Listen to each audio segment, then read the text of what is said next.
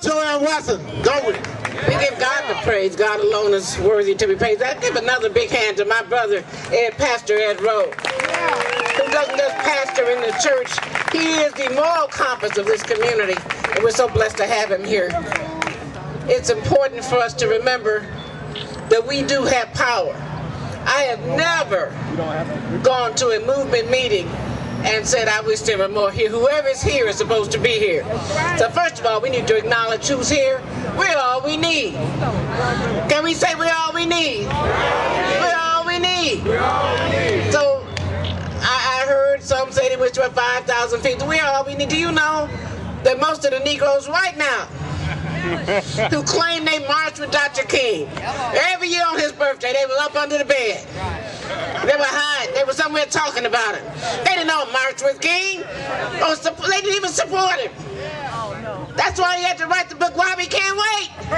It wasn't just white folk telling him he couldn't. It was black folks. He got put out of the National Baptist Convention. He had to start the Progressive Baptist Convention. His own people, his own pastors, his brethren of the clergy wanted him to quit all that stuff.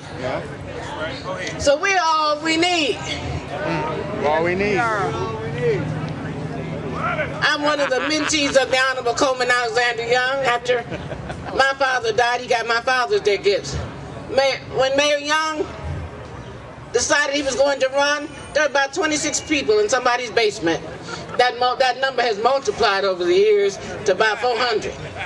Everybody claims they were in that basement meeting where Sweet Georgia Brown put a mortgage her house in order to give him the first money for his successful run for mayor of the city of Georgia. So things happen successfully often with just a handful of. We're all we need, and God has put us here on purpose. It's important for us to remember to be unified for our purpose, because folks like to divide and conquer and get you off on a diversion and then create a divisiveness, and you forget the central call.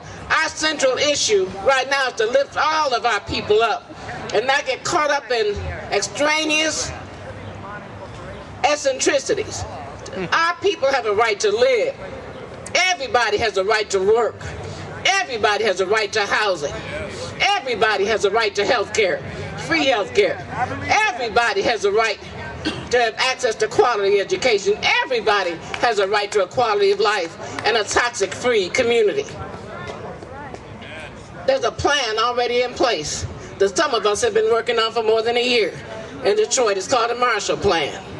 Did you know that for only 10% of what this federal government has wrongfully invested in the Wall Street crooks, just 10% of that, $10 billion, for the next 3 years, you can repackage the city of Detroit and set the paradigm for what needs to happen with every other major urban area in this country. $10 billion is exactly what the United States invested in Europe. That's why it's called the Marshall Plan. After bombing Europe, the United States invested $10 billion to rebuild Europe. The United States is responsible for the economic bombing of Detroit. Because the auto industry, this has been a one industry city, a one industry state, and it's too late for folks to be doing armchair analyses about why there should have been energy efficient autos 20 years ago. It's too late for that. It's too late to be redefining where the auto industry ought to go with auto czars who don't even drive American automobiles. What we need to do as a community, as a beloved community, as Dr. King always said, is to march twice. I don't believe in just marching for recreation. We need to march with a purpose, first of all, to Lansing, to the governor's house, and to tell her we will not accept any of the economic stimulus money intended for the benefit of our people being routed to the state's deficit. That's illegal. The money out of the president's mouth was designated for economic stimulus, economic revitalization, and for jobs. There is no city in this nation that needs emergency jobs more than Detroit. That's March 1. And don't leave without a commitment. March 2, go to the White House. We need to go to the White House. Have a meeting, a special meeting with President Barack Obama. whom we love and respect.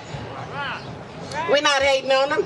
We're holding everybody accountability and ourselves accountable by going to the White House to say we are from Detroit. You have bailed out the auto industry, and we the home of the auto industry. You can't bail out the industry and not bail out the home. You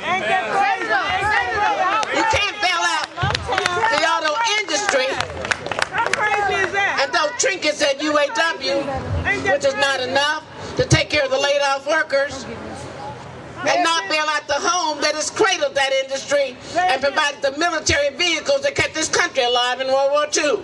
We want bombers too. You can't bail out the Wall Street crooks Go to that other plan. who got their start from the unpaid labor of Africans in this country. If you really know the history of this country, you know that the insurance industry, the banking industry never got started from their bootstraps. Help me, somebody. They got started from my ancestors. Just like the state of Rhode Island got started from the economy built on slave ships. This economy that's crumbling is in reality, if you know your history, crumbling because the roots are sunk in blood and unpaid labor. This country, not just the South, this entire country, this country, my country, the so-called home of the free, is rooted in unpaid labor and inequality from its roots. And you cannot fix it with temporary band-aids from auto czars who only help corporations. The people need a bailout.